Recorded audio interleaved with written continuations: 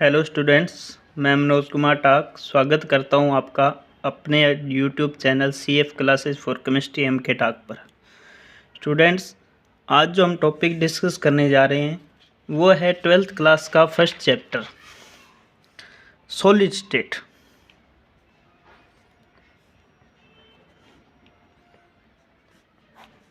ठोस अवस्था।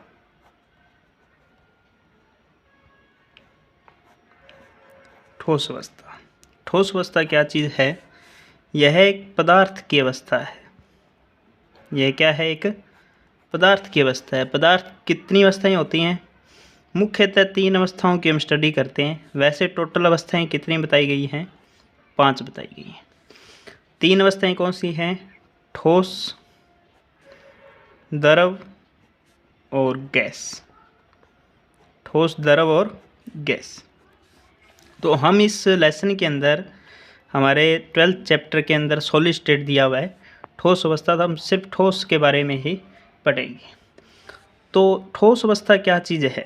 ठोस क्या होता है? जैसे हम नॉर्मली लें, एक लकड़ी का टुकड़ा है मेरे पास, तो वो क्या है? ठोस है। अब लकड़ी का जो टुकड़ा है वो छोटे छोटे कणों से मिलकर बना होगा।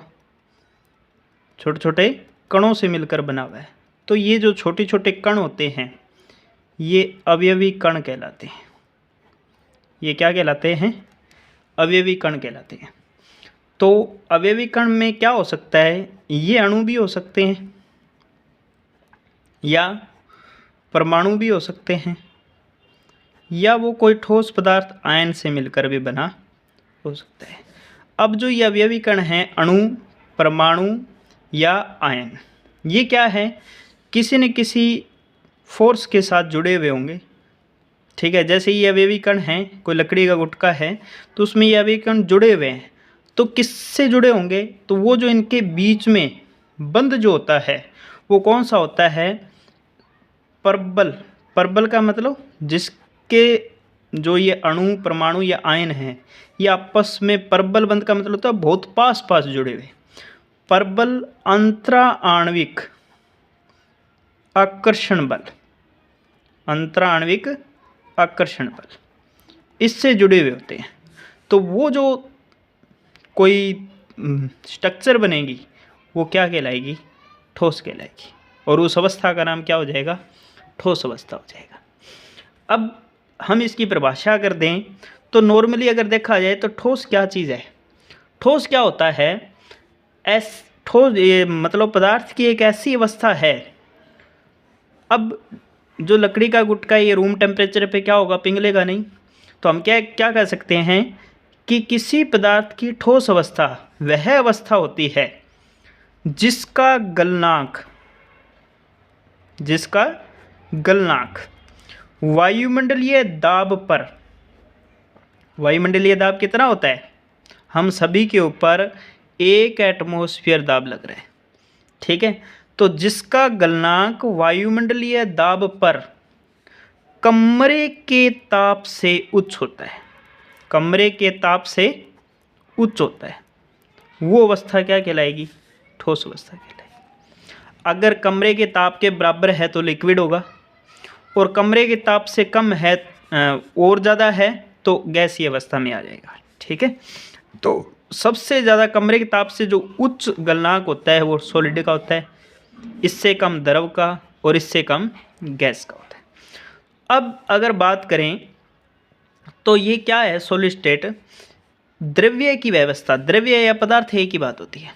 द्रव्य की वह अवस्था जिसमें अवयवी कण, अणु, परमाणु या आयन परबल अंतराणविक आकर्षण बल से निकटतम रूप से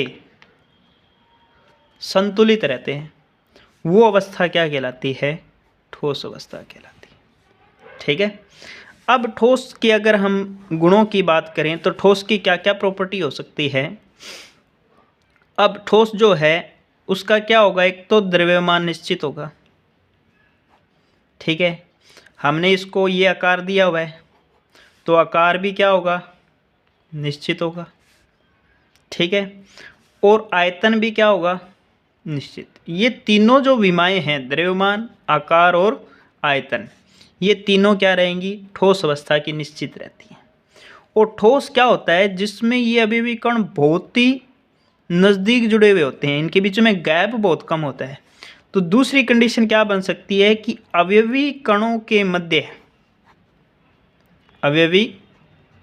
मध्य दूरी बहुत कम होती है। दूरी क्या होगी, बहुत कम होगी।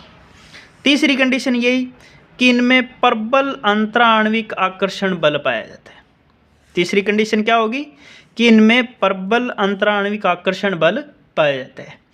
अब प्रबल है तो हम इसको दबा नहीं सकते, उस प्रक्रिया को हम क्या बोलते हैं कि इनकी प्रकृति क्या होती है, कठोर होती है। प्रकृति क्या है इनकी, लकड़ी का गुटका है, पेन है, चौक है, ये सारी चीज़ें ठोस हैं, तो ये क्या है, कठोर प्रकृति की है। और इनको हम दबा नहीं सकते, मतलब इनको प्रेस नहीं कर सकते, तो इस प्रकृति को बोलते हैं असंपीड्यता। इसको क्या बोलते हैं, असंपीड्य, मतलब ठोसों के अंदर कठोर गुण भी है और असंपीड्यता का गुण पाया जाता है। और जो ये अवयवी कण हैं, ठोस में क्या होगा, अवयवी